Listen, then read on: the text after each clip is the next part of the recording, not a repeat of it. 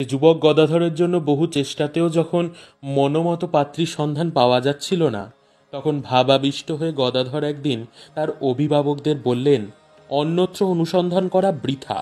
জয়রামবাটি রামচন্দ্র মুখুজ্জের বাড়িতে দেখো গে, বিয়ের কোণে সেখানে কুটো বাঁধা হয়ে রাখা আছে।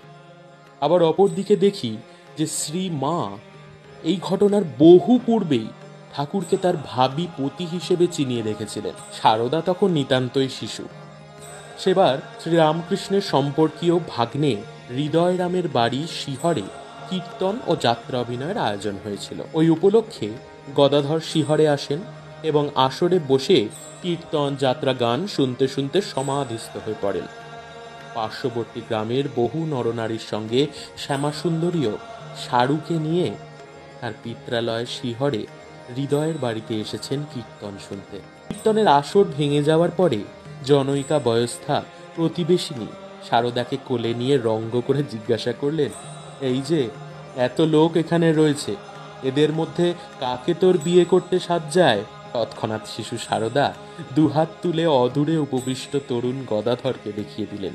আসলে ঈশ্বরের মর্তলীলার সনাতন রীতি হলো, যখন ঈশ্বর আসেন সঙ্গে সঙ্গে আসেন তার শক্তি। এদের মধ্যে যে সম্পর্ক তা এক জন্মের না, জন্ম জন্মান্তরে।